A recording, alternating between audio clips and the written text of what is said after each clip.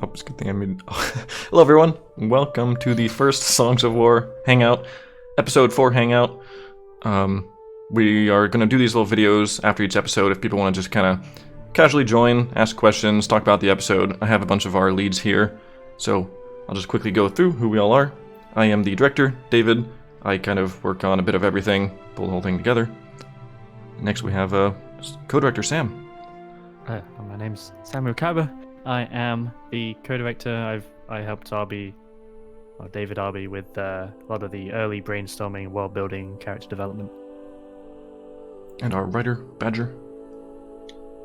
Yeah, hi, my username is Badger, but I'm called Clements, and I helped rewrite some of the dialogue and work on some of the missing scenes throughout the seasons. You're mostly working on like actual dialogue writing and like the script. That was your main focus. Whereas Sam and I were a little more on story sides. Yeah, I worked a lot on developing character, voice, and motivation, so to make them as unique as possible. And finally, AfterInfinity. Hello, I'm Dan. I made the music for the show, mostly. So all four of us were involved in a little bit of everything, which is why for this first live stream I got us four here. All us four know pretty much all the 3 seasons, whereas a lot of people so far have only been working on specific Season 1 and stuff. So if you have any questions about anything, about the season, about the first 4 episodes, now's the time. Feel free to hang out and ask us questions. We're just going to start kind of talking about whatever. We'll start reading chat. And I do have a, oh yeah, first let me do this. Let me answer a few frequently asked questions before we start getting into some live stuff. We had a donation. A donation. Oh, thank you. Who was it? I missed it. Super chat from Zodacan. They said, "Loving Songs of War. It's really brilliant." Thank you, Zoda. God, thanks for the super chat. One of the most commonly asked questions that I've seen everywhere, so I'm just going to answer it here, is will the Songs of War world eventually be like playable, downloadable? Can we go on the world? The short answer is yes, it will eventually be available. In fact, let me start. I can pull this up right now, so I can share my second screen. And I will pull up a picture real quick. Give me just a moment to find it. So the world itself will eventually be downloadable, but as of now, the actual like server, the Minecraft world is not available. But we do have. Okay, so now if I go right screen, I will hide the episode loop. So we have the 2D world, and you can actually download this in the description right now. If you check the description of this stream, you should see a download link to the map. This has pretty much the whole top-down of everything. I hit a few things, kind of for spoilers, only like 2 or 3 little things. But you can check every place the characters have been, you can look around it. This might be pretty fun for now, but I know people do want the actual server, the actual thing to explore. Thank you, Not Knife, for the super chat, I just saw it. I know people want the actual server to explore. The reason I haven't really talked about sharing the server yet is we kind of want the server to be a little bit more playable. Like, we could just release the map and people could run around, but there wouldn't really be much to do. In fact, I can even hop on that as well. In fact, if anyone else wants to hop on the server, run on the server real quick. If people got the map in the server now, it would basically just be a survival server where you'd just be like trampling all the wheat, and that'd be it. People would just be destroying the map, and there'd be like holes and stuff in all the cities. So what we want to do, we're hoping we can get the world a little more kind of playable, so you can actually do things. I'll pop on the server real quick. So if I like warp to Crown Peak, we do have, the world. Also, I don't have shaders yet because Optifine isn't updated. So that's the most common question I got. Wanted to get that done right off the bat. Is the server eventually will be playable once it's in a little more of a playable state, and you can actually, do something rather than just kind of look around at stuff. And there is the 2D map already available, which is linked in the description. Those are the main questions. That was pretty much the main question I've seen everywhere. I don't know if anyone else has like kind of frequently asked questions they've been seeing. Will Herobrine appear? We had a few super chats come through. Oh, cool. Did they have questions, or they just? Oh. What's up? Were the super chats having any questions they wanted to ask? Sorry, I was really laggy when Minecraft was booting up. Oh, weird. Just general messages of support of the series. Yeah, thank you everyone for watching and enjoying. I will hide this for now. We'll go back to just some stuff. Let's see if any how long did it take to build the world? Oh man, a long time. That's a question probably for the builders. I will do a live stream and I'll try to get a lot of builders involved. It was years. It was multiple years. I imagine most people will want to know how many episodes, how many seasons? Sure. Yeah, as of now, it's 3 seasons, 10 episodes per season. We've written all of them, story-wise. Badger and I had the script years ago, before we even started casting. Badger and I went through the whole script for all 3 seasons. We made sure everything's all pretty much finalized. However, we may even be doing a little adjustments on season 2 and 3. 10 episodes per season, 3 seasons. So we still got a long way to go. Just getting started. Could do a little summary on kind of what's happened so far, because now we're 4 episodes in, and this is the first live stream. If people like these, we'll keep doing more of them.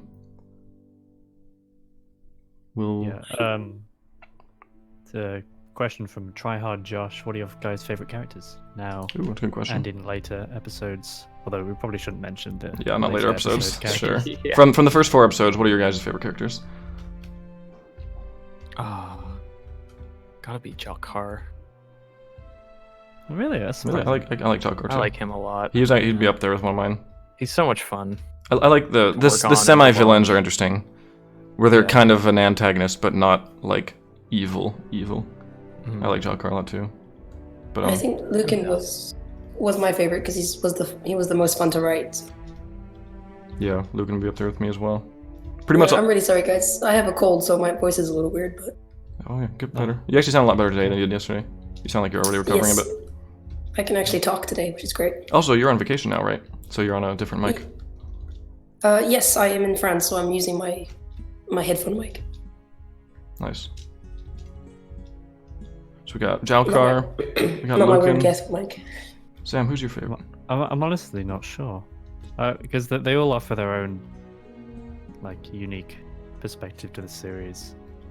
I did like Lucan a lot because I like the story arc that he goes on with Nika. My favorite characters are yet to be seen. But I was about to say, yeah. For the first 4, it'd probably have to be Lucan. It's hard to think. Yeah, even the characters who have been introduced, I might like them because of stuff they haven't yet done. Like Luke, like you're saying, like the Lucan and Nika stuff is interesting, but we've only got a little bit of that so far. For me, I like Jalkar, I like Lucan. I also like Solomon a lot. I really liked Solomon. Oh yeah. Oh yeah. A lot of people were like, "Oh, Solomon, the evil guy," but someone like him, I find similar to Jalkar. They're interesting characters to write. They're kind of fun to watch. He's fun when he's just like, he always interrupts Alice and stuff. He's like, yeah, whatever, I got it. Yeah, he's just kind of slouching back. I kind of enjoy those characters both on the writing side and when it comes time to like animate them. You have a little more to work with on someone like Lucan and Solomon. They can be a little more animated, a little more expressive. So I like them a lot. Let us know in the live stream what your guys' favorite characters were. Oh, Grim. Hey, how could we forget Grim? Oh yeah. Yeah, Grim. He'd actually probably be one of my favorite. I like Grim a lot. He was the hardest character to write by far. Who all his dialogue was just grunts. We wrote it as just grunt. Like happy grunt. He grabs the thing, grunt. Defensive grunt. Patrick asks, will Grim ever get a voice? You have to wait and see. Like he gains a voice. Well, that's also a theory. So here's an interesting theory that I'd be curious to see from the live stream what you guys think. We kind of know the answer a little bit. But do you guys think he is like a species who just always talks like that? Do you think maybe he had like a problem and like he had like an injury or something? Do you think like why is it that he just goes makes the little noises? Or actually, or is he even a different species? Or is he like a a different kind of species with some? There are humanoid things that can still have like armor on, maybe little glowing eye things or something. Mm-hmm.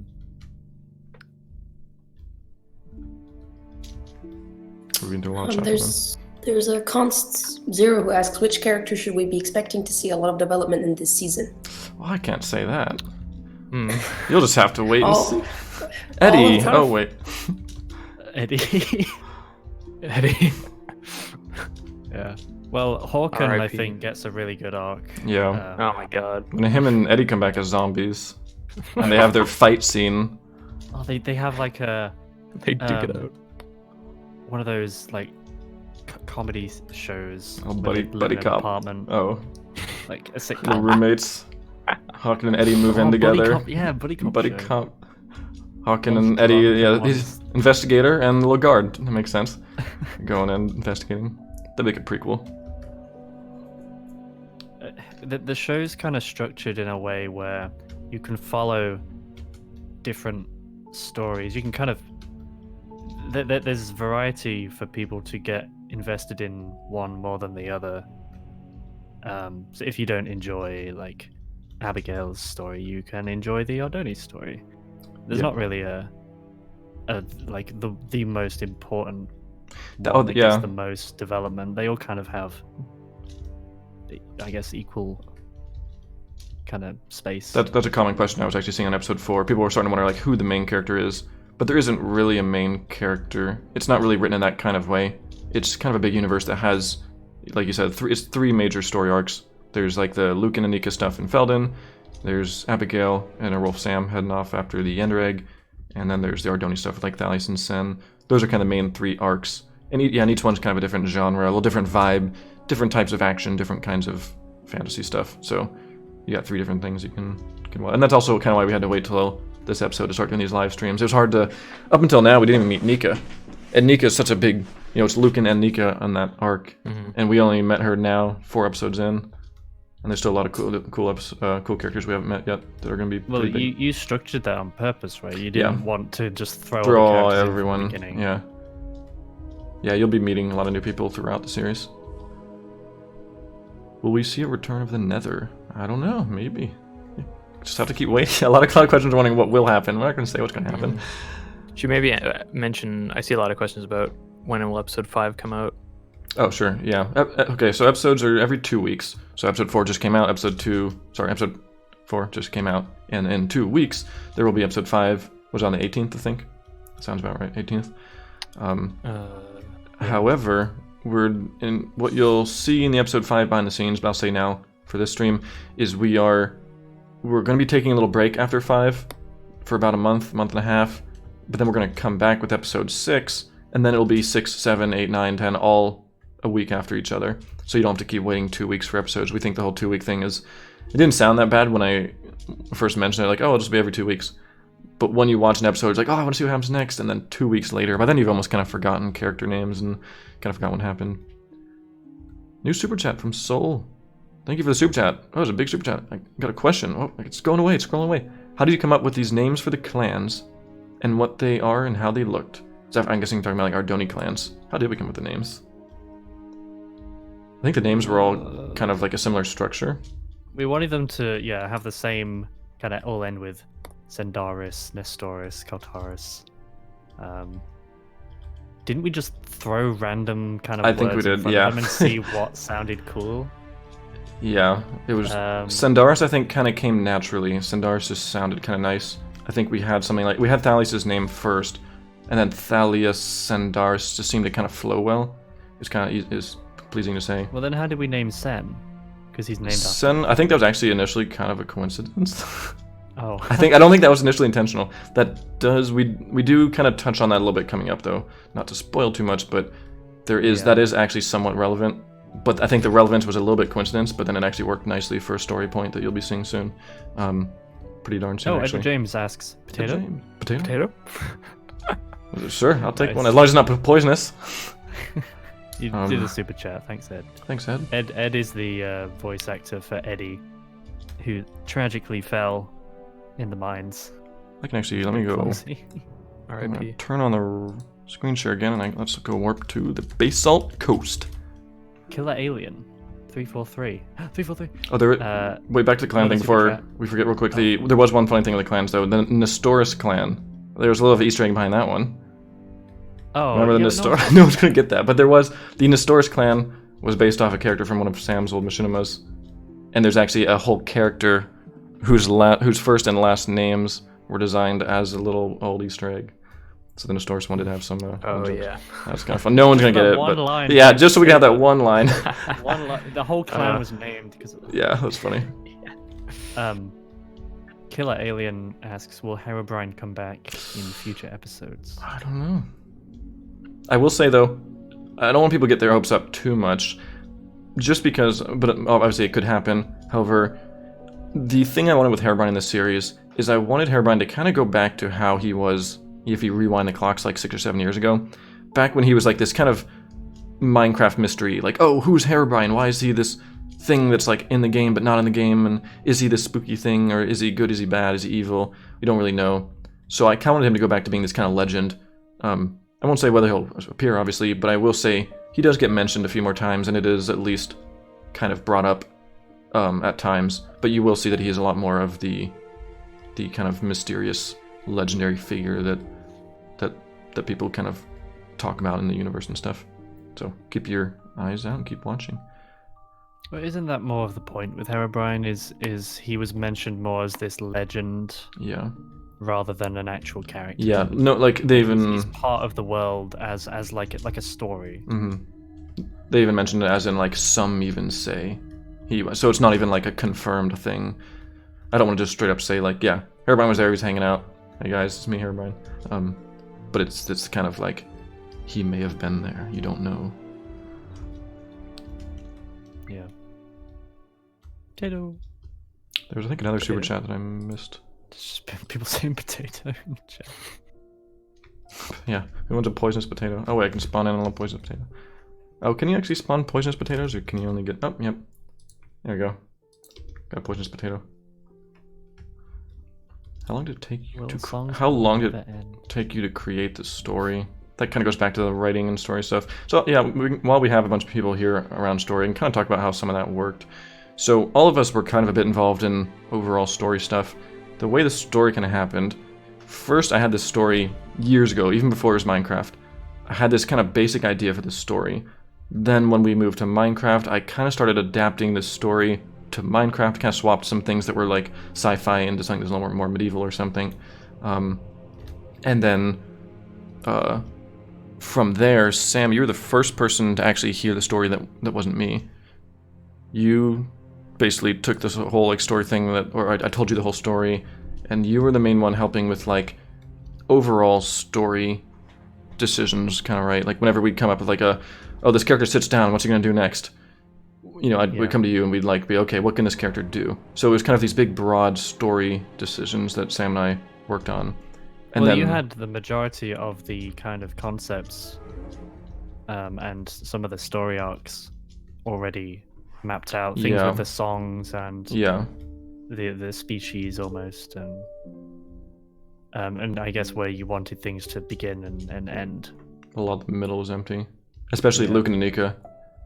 Yeah, their story was almost empty. Stuff didn't even exist. Yeah. In the early brainstorming days, so that had to all come about, kind of. Just conversations. So we went all through that. We kind of mapped out a lot more of the story. I wrote a script, but the script was basically like, a lot of times the script would literally say things like, yo, we need to go do this thing. That was literally how it was written. And then Badger came along to help mainly with the script. That was your main focus. You'd take the script, and we'd make it not the script I sent.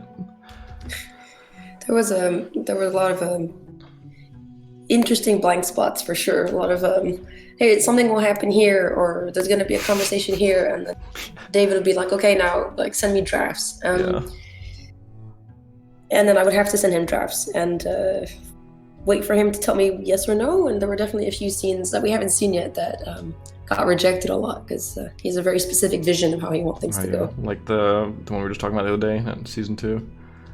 We need to have some character building dialogue, some character building responses.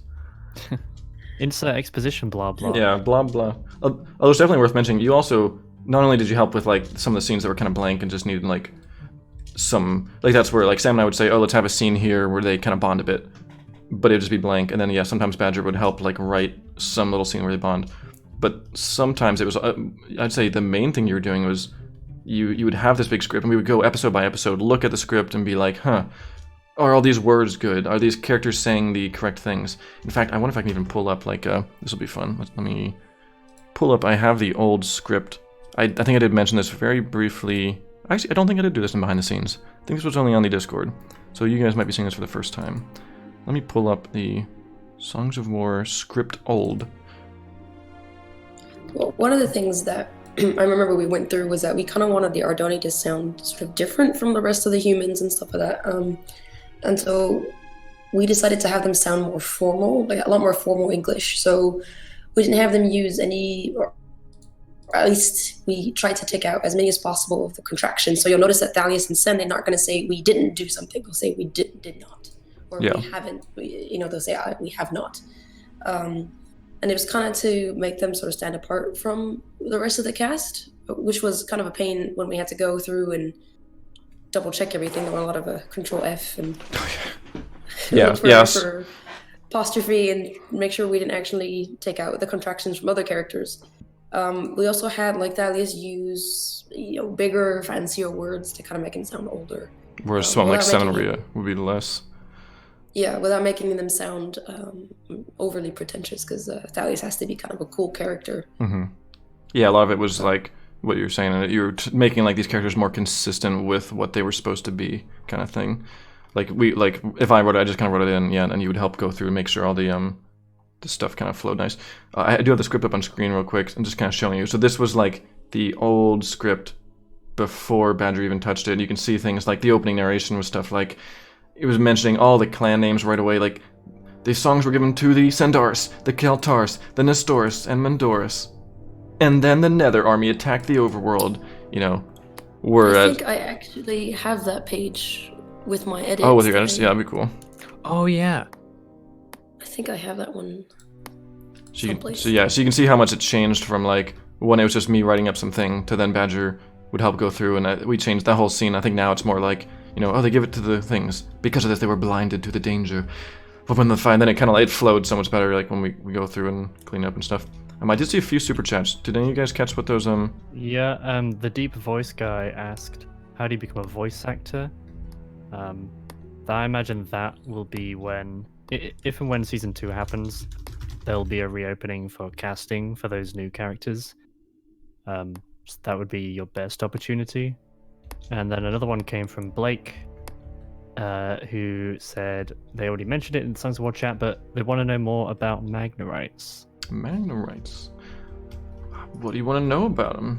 I think Sen and some of the characters want to know more about them as well. That might be one you might have to just keep waiting. Yeah, some characters we haven't really met yet. A lot of the species you'll kind of meet through the characters, like the Felina. We finally meet Nico, which is kind of the first Felina character. Not the last one, there'll be certainly more. But like Sen, when Sen shows up in Oakendale, you can see how much he doesn't really know. He's like, what are those things? Those are Magnorites, don't make eye contact. And through Sen, we're also going to kind of be learning what these species are, what these other characters are. So you will learn more about them, but not yet. Just gotta wait and see. I had one from, we had one from Master Ring 7, who asks if Grim is a hybrid of sorts. That kind of goes back. I'm guessing like hybrid species. Yeah, like a combo kind of thing. They like stuck a leg of a Magnorite armored Ardoni. And that's why he wears all the armor. Bad creation. Take his armor off, and that's why I can't speak anymore. He's all like... Took his voice box out. Yeah. Grimm's kind of unknown, as it says on the behind the scenes stuff. His species is kind of unknown. You'll just have to wait and see if we do learn more about him, or if it remains a mystery. Could continue to be a great mystery. Nice boat. You mentioned that a lot of things in Songs of War will be left up to people's interpretation. Yeah, I'd say so. Not necessarily answer all questions, because some things don't really need answers. They seem to be better left as kind of people's own, I guess, guesses. That's probably another good frequently asked question. Is stuff about the songs. That's a question I've seen a lot of, just general question, discussions, theories. The songs are one of those things that we will explain more. We will explain a little more about like how to use them, but because Sen and Rhea specifically were asking like, are we gonna learn how to use them? And they haven't yet learned. I don't want to go into that yet because they will also be learning how to use them. But as far as where do they come from? Stuff like that, I'm gonna probably leave a mystery. For me, it's kind of like explaining the Force. Force from Star Wars. It's kind of better left as just like this mystery. The Force, it exists.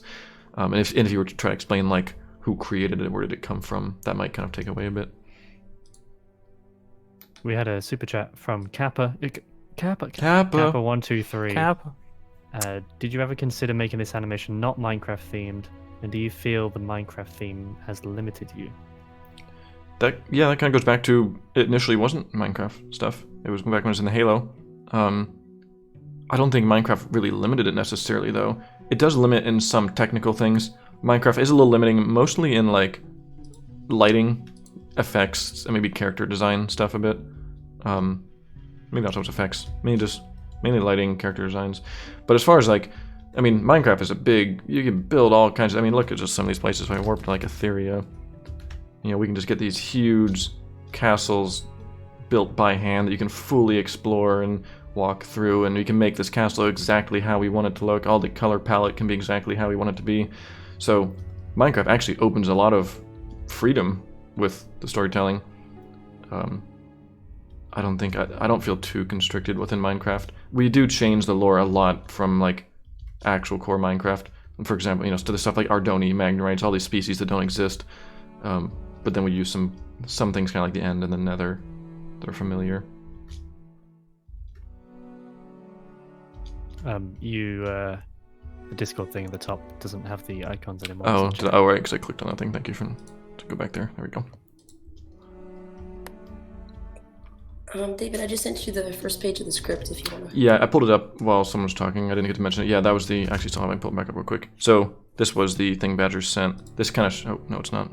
Oh, I had it open and then I closed it and I'll pull it back up again. This was what, Good job. These are the kind of things, like Badger would take these scripts and then you did it all by hand.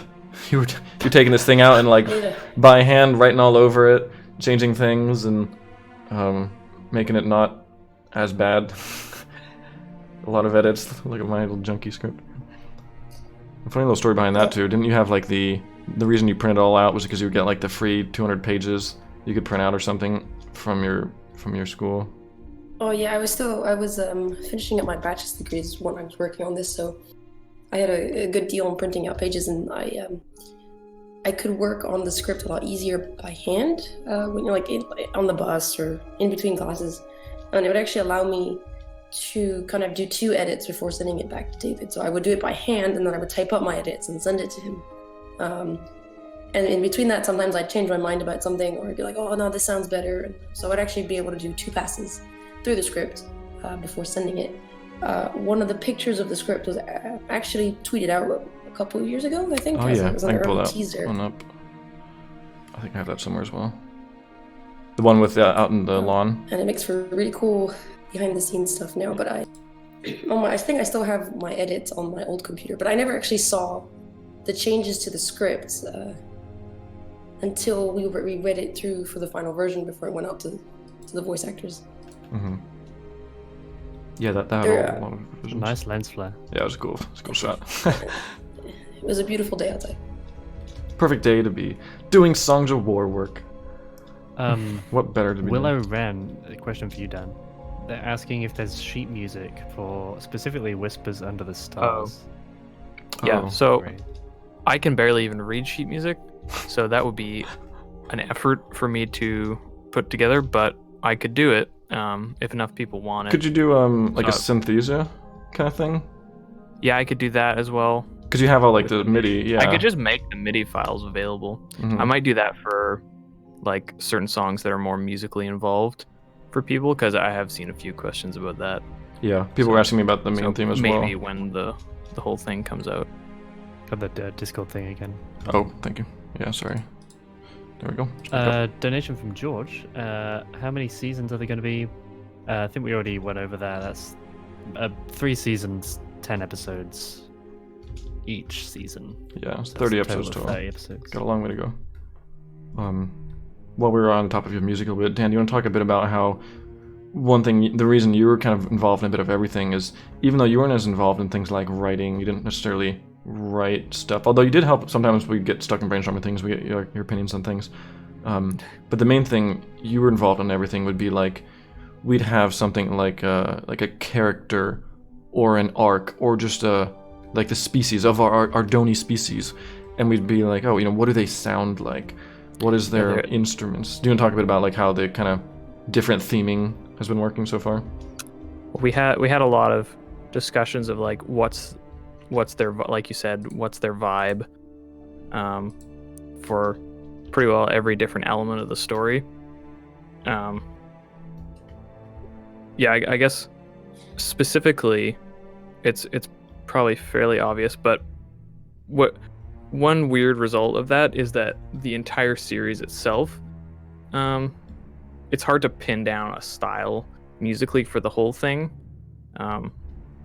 which is I think something I'd like to improve upon if we do season 2. But that sort of has opened up an opportunity for us to really like cement a sound for each of the arcs mainly, and the different elements within them. So you'll notice like the Ardoni, they have lots of choir and things I made in like out of choir sounds as like synth sounds and bells and things.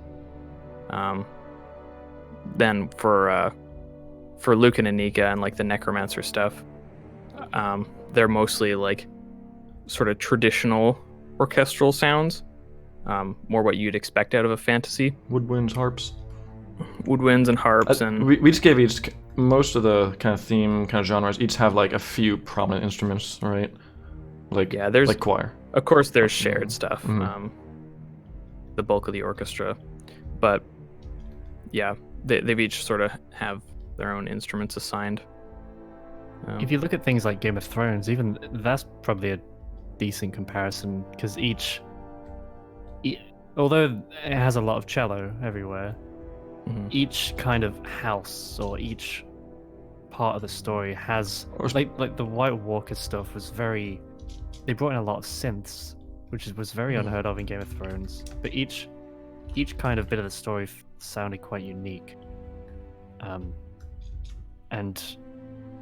I think it helps a bit, because then each arc here, like Luke and Nika's or the Ardonis, they all have a sound to them.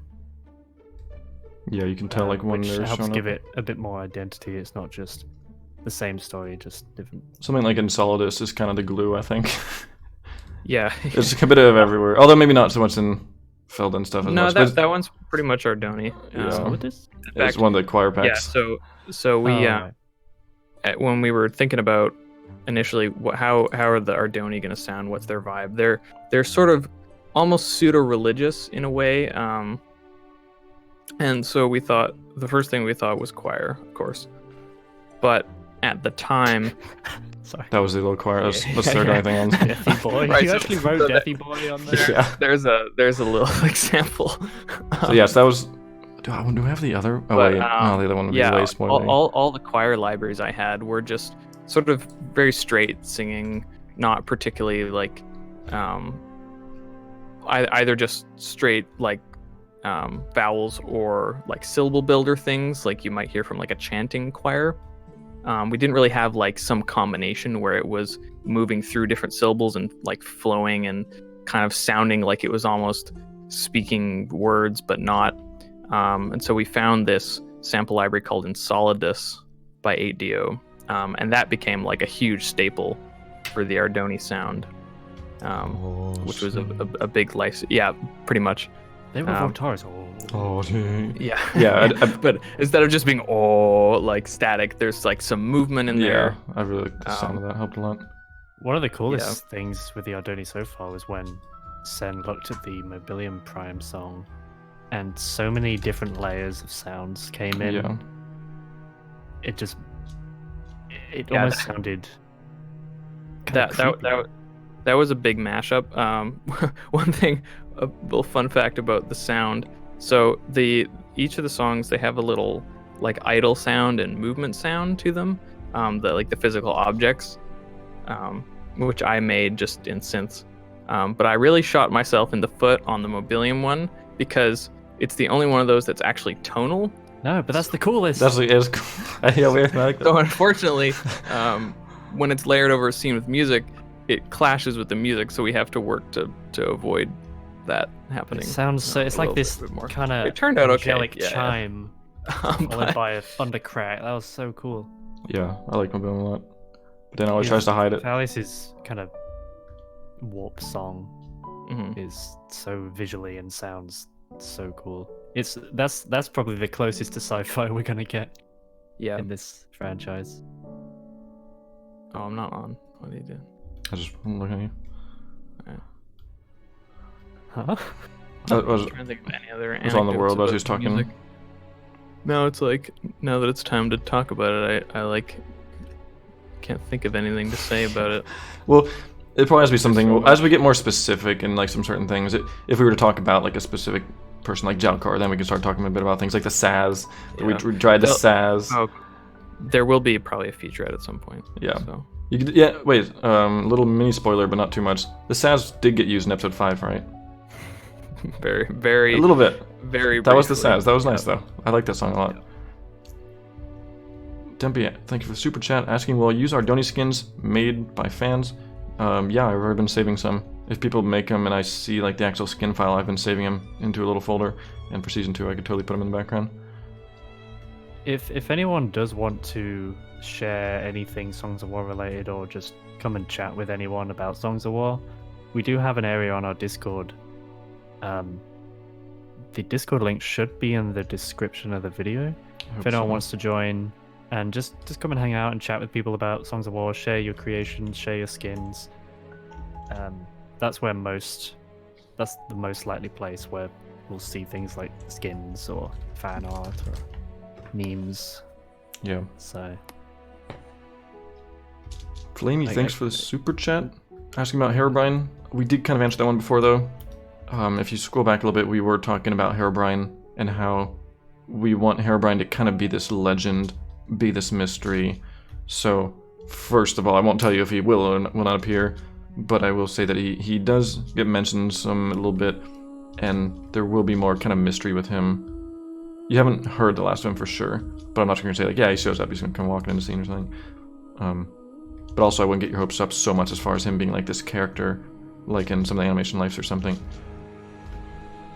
Well, this story focuses on the 3 main arcs with Luke and Nika, Abigail, and Sen, and Thalius.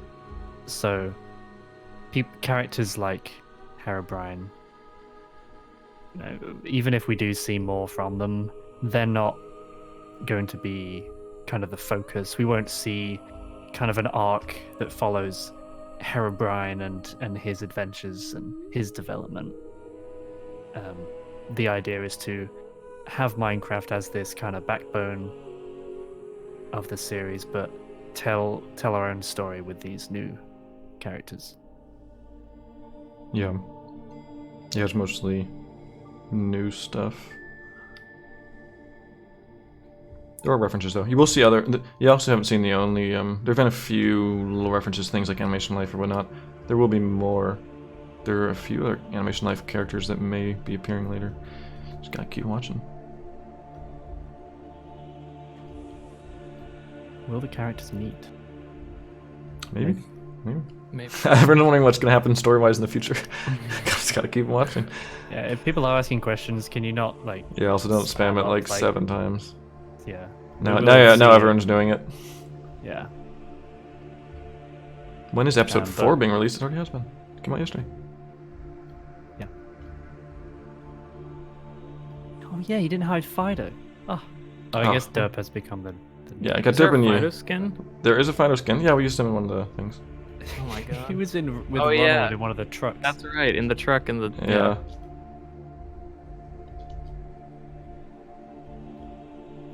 I'm reading through chat to see Survival Island 2. Oh, I saw one earlier about what's everyone's favorite kind of upcoming episode. I saw that too, but I don't want to say because Yeah, I get. Yeah, I get. yeah, I don't want to say because I do have favorite episodes of the What's season. everyone's least favorite? What's everyone's upcoming least episode? favorite?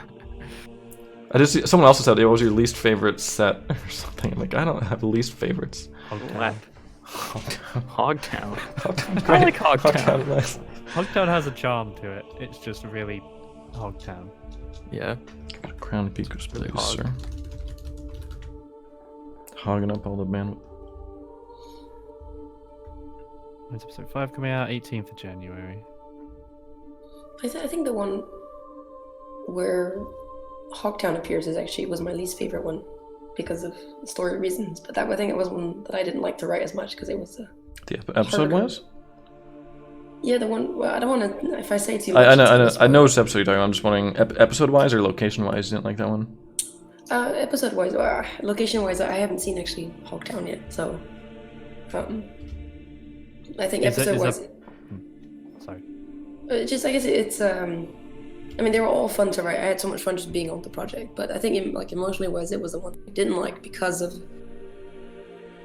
the events that preceded, basically. Oh, right. Yeah. Okay. Now I know where you're coming from. Yeah.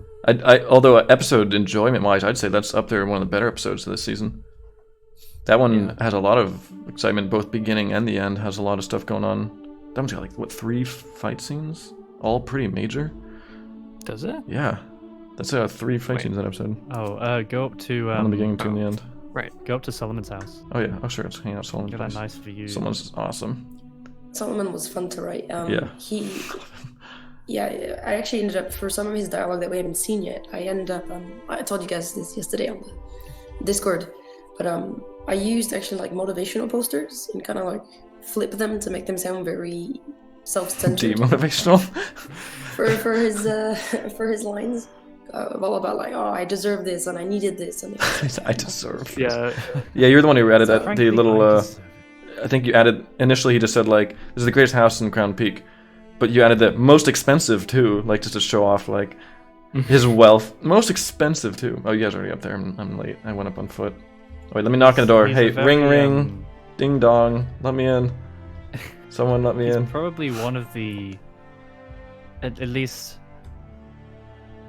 he was a very hard character to cast, I think. Turned I'm very out great, fortunate with that voice actor because he needs to sound kind of stuck up and have an ego, but also have this, because he had the lines like, there was a time when Endonites ruled and stuff. I guess he had a bit of challenging voice work. He's probably one of my favorite castings so far. Yeah. Interesting enough, he actually auditioned for a bunch of characters, and a lot of them were really good. Like, he had a really good Solomon. played the He had a whole really good Jalkar as well. Before Quinn applied I for bet. Jalkar, I was almost wanting him for Jalkar, but his Solomon was so good, and we knew Solomon would be so hard to cast that we were like, let's just put him on Solomon. And then Quinn got Jalkar, and then Quinn ended up doing a good Jalkar, so that worked out nice. We got really lucky with voice talent. Yeah, Oh, I'm very happy with pretty much everyone. We haven't even heard a lot of the really, really cool ones.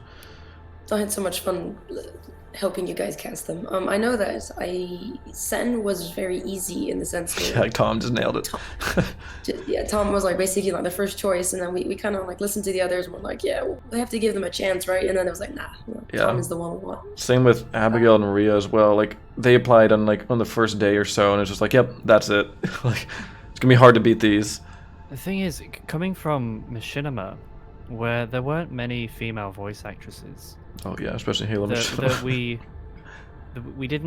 went into Songs of War not thinking we'll be able to find any, or at least as many people having come from such a kind of, there were a lot of male voice actors that applied, Sweaty dudes not so everywhere.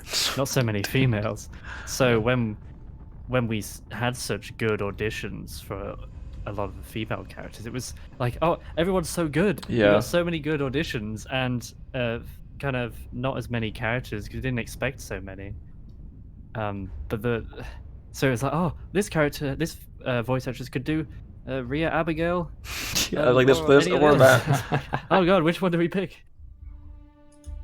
But they're probably some of the best castings as well. Yeah, I'm really happy with Ria's. I know that one was harder because we needed her to sort of stand out from the other two. Yeah, they each Tigran had their own kind of thing. was the most memorable, I think, for me at I least. like Tigran. Tigran, Lucas was, I think, he was the first one to complete his lines. but Yeah, I he was like remember when instantly finished stuff. He was so good. Fast. But Thalius and another character we haven't met yet was the hardest because, I mean, it worked out really well, but David was very, very particular on Thalius' voice. I think Yeah. he took like a year and a half to Oh cast. man, yeah, well, what's interesting is Carl auditioned in the very first round of casting, but the main thing that was off was like his mic quality. We didn't think his mic quality would work.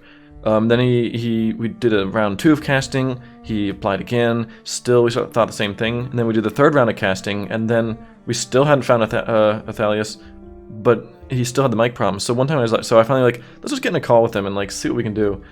And we just like played around with where he was in relationship to his room. Dan, you helped with a lot of that. You were like, telling him kind of where to like position the mic and stuff a little more. What, did I? Yeah, remember we had the I remember with Ed. we used his audition line, put it behind the Songs of War theme, and we said we liked it, but the quality wasn't good. Remember, we did a little sketch, and That's right. and then we were like talking to him about like maybe like get this distance, angle the mic a little more, and then suddenly it sounded like way better. We're like, oh yes. Yeah, it turned out good. And then Carl was so fun to work with. I think as far as like voices, for me, I have two experiences. One is the final voice result and how they sound in the series, but I also have the how fun they were to work with. We did live calls for a lot of the voice actors, not all of them. Some just turned in their lines and were fine. Others, we just were more interested in doing it in live call. I enjoy doing it in live calls. Carl's one of them who did it live, and he was really fun to work with. And he has so many voice bloopers that you'll be hearing soon. Pretty soon, actually, now. That's a good little segue into the Carl show, Carl the movie. Quick little segue into bloopers. So you might have noticed there hasn't been bloopers yet. Initially, we were pretty hesitant to do bloopers like at all for this series.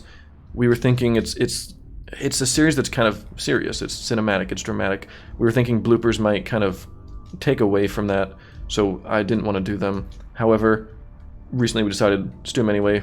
We need to make sure we can do a season 2, and the more kind of content we have, the more that just videos that can help make a season 2 possible, the better. So we started doing bloopers. After episode 5, there will be a long bloopers of episodes 1 through 5, which will be pretty cool. And if you do still find that maybe it's kind of too silly and you don't want to see it, you can always just not watch them. But yeah, that was one of the even up until recently, I was against it because there's so many moments in this series that I always felt that by watching a bloopers, it would diminish the imagine if you get to the end of an episode and a character dies, and then you're so shook up by it, and then you watch bloopers and you see the death like played in a comedic way. Falls in I was lava. afraid that people would take that and just lose all lose the significance of it and end on a silly note rather than like an emotional kind of bombshell. But for those who, I guess, like you said, would be more affected by that, you just have to watch the video. You can enjoy the series and not even bother with the bloopers, not watch them. If they ruin it for you, then just watch the episodes. But there have been a lot of people who do want to see bloopers, and I guess by making them at least have the option, at least, yeah. To watch them, and if you don't want to watch them, you don't have to. Yeah, and I'll actually say my opinions kind of changed between when I started them and how they are now that they've been made. Having seen them, they're actually very funny and very enjoyable. I think as far as bloopers are concerned, between our old bloopers, having it all voiced and stuff makes it a lot funnier. We get a lot of times the voice actor would kind of like mess up or do some funny little thing while voice acting, and now we can like animate it. So we have things like mainly Carl, who would be doing Thalia's lines, and he would just start going off on a little tangent or something. We can now animate that and turn it into like this animated blooper of Thalias and his peas and stuff. So you'll be seeing a lot of. It's stuff that we'd been joking about forever, like since like a year ago. Stay away from Sandaria or more. Yeah, like just dumb stuff that now gets to be shared with everyone. Mm-hmm. Yeah, I guess that's probably the best part about it for us. Yeah. Is we've had so long of just, I guess, the three of us in that apartment just making so many stupid jokes and being frustrated that no one else will get them.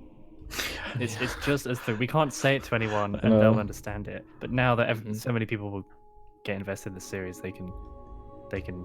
It's I guess it's like a lot of the Part April skits from Rise of the Spartans. A lot of them were inside jokes, and because you yourself and your friends found them funny, a lot of people found them funny also. Yeah, it becomes a thing that the inside joke becomes an everyone joke once you kind of share it, and if it's funny and you care about it. That's kind of how the other bloopers worked anyway. Because the way those bloopers are made is we'll watch the animation and just say, wouldn't it be funny if this happened? Wouldn't it be funny if his head fell off or he fell in lava or something? He points out in the ocean and his head's out in the ocean. It doesn't make any sense. It comes across as pretty funny because it was funny to begin with. Mm-hmm. Not just like, oh, what do we think people will find funny? It's like, what do we find funny? You still need voice actors. Season 2. Yeah, season 2. Season 2. Someone's asking about favorite arc and favorite music. That's good. That's something we can say that doesn't really spoil quite as much as far as episode. What's everyone's favorite story arc between the kind of Felden, Luke and Nika necromancer stuff, the kind of Ardoni stuff, and Abigail and the end stuff? Is it with it at the moment? That's a good question. overall? Yeah. I guess kind of overall without spoiling much, because at the moment, Right. Maybe we should just say at the moment. Out of the first 4. But then at the moment we've hardly gotten much Yeah, from we've anyone. only really just been introduced to Nika. That's Abigail's true. only Yeah, really we haven't had, even- like 1.5 episodes for her. Mhm. Yeah. I'd say overall, just try not to spoil too much. It's hard to say. pick. It's hard to say. Yeah, It's like picking one of your children. Yeah, no, that is a hard. I don't think I do have a favorite. There's some things I really like in one arc, then there's some stuff in another arc that has some really cool moments. Personally, I think I do like the stuff with the end. I just like that kind of the end. The end is cool because it's both kind of the end versus the Nether. These two big kind of almost like sci-fi kind of deep fantasy factions with big like armor, glowing armor, and dragons and withers and stuff. That stuff is really cool. But then stuff like Luke and Nika, I love this. Their dynamic. Their stuff is just very fun. Their arc is way more personal, I think, as well. Sam and I were talking a lot about that. How the other arcs get kind of big and epic, whereas Luke and Nika, it stays a little more of like a personal story between kind of them, what they're doing, their goals. Which you'll see their goals will start changing a little bit as things start happening. And then the Ardoni stuff is just awesome because it's like the main stuff. There's all the songs, and I think they have some of the most like dramatic stuff overall. Well, the Ardoni plot is the kind of backbone to the series. There's stuff with because it opens up with tales about the Death Sing and the Prime songs. So that started the whole Great War. They were at the center of that. So that kind of carries the series in a lot of ways, and things do kind of, we like tie into one another. I'd have to say the Luke and Nika stuff just because it feels like it kind of stands on its own 2 feet and is more about the characters and their own personal goals. And it felt a bit more real, I think. It didn't have too much, other than, I guess, necromancers and, controlling the undead.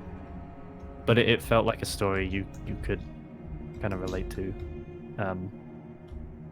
Whereas I guess the other ones with the end, like, and all the stuff with like dragons and songs are very cool. But the Luke and Nika is a very human story, which I think has a lot of relatability. That's actually what we called it in the early days, right? It was just like the human story. Yeah. There's the Ardoni story, the human story, the end story, and the human story. Let's tell a story that kind of focuses more on, even though it's half human, half Felina, it's still like human nature kind of story. The more personal, like just humanity stuff, not so much about these big like fantasy elements. It's probably the least of the kind of fantasy side and more on a little more understandable, a little more relatable, I guess. Yeah, it's about the relationships between the characters. Mm-hmm. Yeah. There's a character in that arc we meet later who I really like. Oh yeah, I know that. Yeah, character-wise, I know. Whatever. He's one of my favorite fine, yeah. characters and favorite castings, for sure. Yeah, he's really great. Shit. I can't talk about anything. So there's Nathan Fillion. We got Nathan Fillion on it. Yeah. Yeah. Sounds like Nathan Fillion. Yeah. Although he was seen in the trailer. So Oh, yeah. There's a Mhm. tease. That's true. See in the trailer. And Oh, and I know who you're talking about now. Okay. Yeah. yeah. K. Okay. Middle K. We're slowly revealing more. We don't have a big. We know. Yeah, now I know it's he's a male. He's in the trailer, and his name's. Male character. He's in the trailer, and his name begins with a K. Yeah. Yeah, he was also an instant cast. I think so, he yeah, was yeah. One of the first ones Oh yeah. that I had listened to, and I was Mhm. like, and I remember thinking like, man, I really gotta like insist for him if they decide not. But I forget what the voice actor's name is, but he does a good job. Yeah. No, it was For us, Perfect. because he Fitted. sounded so similar to a voice actor that we all have liked and have practically grew Yeah. up with the Halo games. Yeah. It was an very easy casting just on that alone. It's like, oh, he sounds exactly like him. We got to have him. He had a very if anyone watches a lot of anime, I guess English dub anime if you're into that, a lot of that. I don't know, that kind of style. He's very good at those kind of commanding, exaggerated lines. He carries the leadership and also like the emotion very well. Yeah. Badger, what's your favorite arc since you had such a hand in writing all the characters and their interactions? I've been thinking about it. I think as writing, I think Sen's arc might be one of my favorite because he meets a lot of interesting characters. So being able to write, I think his was more fun because there's so much more going on. It's kind of hard because there's like so many interesting characters. Is it because that I maybe can't he moves really- around a lot and gets a lot of new people, kind of? Yeah, Especially and in season kind of 2. He's a new character to the scene, so you get a lot of introduction to the world through Sen, like a lot of the lore, and he's very young, so you follow like a less experienced character, and you kind of learn and grow with Sen. And he's kind of in his arc, he's a big catalyst. Damn, what about you? A good like his season 2, season 3 stuff is really interesting. That seems to be the case for like all the arcs. Season 2 and 3 Yeah. stuff is awesome. Yeah. But Lucan and Nika were my favorite to write, I think, just because of how fun they are. And I was like, okay, well, with the Ardoni, you have to be more dramatic, and it's more serious. And with Lucan and Nika, I was like, oh, what kind of? I think I wrote scenes that never made it into the script, but it was just like, how do they interact? How do they make jokes with each other? The treehouse scene got rewritten. Their whole meeting got rewritten a lot. Yeah. Their meeting scene. So I think they're more fun to write because it was like it was a lot lighter of a story, so you could have more fun with the more witty banter and stuff. Well, Abigail and Sen are more serious. The thing is with Although- Abigail is sorry to interrupt. The Abigail doesn't meet so many characters in season 1 compared to people like Sen. So her level of kind of interaction, she has Sam the wolf, but he obviously can't talk, so she doesn't have too much opportunity to really kind of develop any relationships. It's Mr. Finch, and as you saw now, she just ran off, so now it's just her and Sam on their adventure. So they get to meet Jalkar and Grim, but they're enemies, so she doesn't really have much opportunity to kind of bond with anyone besides her companion. Whereas yet. Lucan has had Eddie and Marcus and now Nika. So, and Sen's had Thalius and all the Ardoni. But her stuff, again, really picks up season 2. I know. all the stuff does. Most of the season 1 kind of acted more as like an introduction, which had we known how much you kind of needed to do season 2, maybe we could have Yeah. worked a bit more into season 1. Season 2 is so cool. Because if like season all 2 the story doesn't stuff. happen, I know. it's really where Songs of War really kind of kicks off. You could easily watch season 1 and maybe not really enjoy it, but then season 2 comes along and be like, whoa, this is awesome now. Yeah. Dan, as far as you though, I'm curious, not only if what's your favorite arc, but what do you think is also your favorite kind of arc, genre stuff to do the music for? Oh, like music. A bit of both. I'm quite partial to the Ardoni stuff personally. Story-wise or music-wise? They're all music-wise and story-wise, especially with season 2 and 3. But yeah, they all have their own like little quirks. I think more and more I'm sort of settling into what exactly their individual styles are, whereas before it was a little bit more amorphous. I think now I know specifically what to do for each arc. So it makes working on them a lot of fun, because you can kind of pick through what things you potentially can do in a moment, and then pick which one is most applicable to that story arc. But yeah, I think overall, I'm a choir guy, and I like choir a lot. So I'm big on the Ardoni. And yeah, and Marith. Yeah, Marith.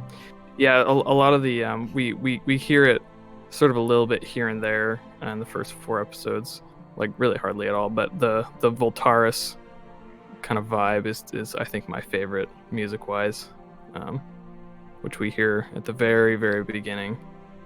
And maybe we'll hear some more. We might hear some more at some point, maybe. Oh yeah, and with Tigran and stuff, that was great. Yeah. Yeah. What's weird? What was weird for me with the music is going in. I wasn't used to not having like big guitars and drums at my disposal for music making. So it took a lot of getting used to for me to like say something with just the musical content. And I think how I kind of got around that initially was like I took a lot of the like orchestral or organic elements and then like made synth stuff with them. And a lot of that's in the Ardoni music, where you might not even notice it, but some of the pads and things are synths that are made out of the orchestra or the choir or something. And so I think that made that arc fun for me to work on as well. We're also about the 1 hour mark. If anyone has any final last things they want us to kind of go over before we close it, we will be doing these live streams after every episode.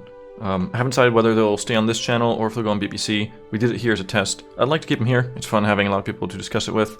Depends on how interested people are on these after every episode. I do like the idea of having something after the episodes just so we can kind of just talk about it. Just have like that moment to meet some people. You will be meeting different like people throughout these. I think next, after episode 5, we're going to try to get a lot of the animators on board. Episode 5 is where all the animators started helping out with the animation. So on that episode, I can get them to all join in. Maybe we can talk about some of the animation and stuff. But otherwise, that's about it. See if there's any songs called songs. That's probably That's an interesting one. That is an interesting one. Although that might be good to do. We do want to do this like whole song thing on songs, like feature it on songs themselves. And I kind of also wait till a certain episode later this season where we'll finally have a lot more revealed about songs, and then we can really start talking about them. So I'll probably save that for then. Short answer though, there is something kind of musical about them. It's not just like completely random. There is like this somewhat sound design-y element to them, which isn't super obvious. And I don't think it'll ever be super obvious, but when we do the full behind the scenes, you'll start hearing and be like, oh, that's cool or something. So yeah, that's about it. I'm gonna keep these to about an hour for now. Thank you everyone for watching. Someone, I imagine this person meant episode 4, but I also picked up on this when I watched it. Asking if it's like when Ahsoka left the Jedi Order, said I know you do, and walked off into the sunset. As soon as she said, I know you do, and I'm sorry, I was like... Did Ahsoka say that? Well, yeah, because when... Did she say I'm sorry, though? I was like... Yeah, there was a bit where she says, like, I know you do. I remember that. I remember that I know you do. Yeah. She's like, I understand wanting to leave the Order. I know you do. But I thought it was then she left. I thought the thing was funny when people were saying the new Pokemon Zacian or Zacian. That's like the wolf carrying the sword. So everyone's making fun of when Sam runs off with the sword. Oh. It's like that new Pokemon. Is it like a legendary Pokemon or something? Yeah. Anyway, that's it for this hangout. Thank you everyone for hanging out. Hope you enjoyed seeing some cool inside information and hearing just some stuff from us. Be sure to join the Discord if you want to discuss more and hang out. We're always on the Discord. I pretty much always read the Songs of War discussion. The first thing I do when I get up in the morning is like go through and read everything that happened when I was asleep. So if you hang out in the Songs of War discussion section in Discord, there's a pretty good chance that I'll be seeing it. And there's plenty of other people to hang out with as well. So thanks for watching, and we'll see you next hangout. See ya. Goodbye. See ya.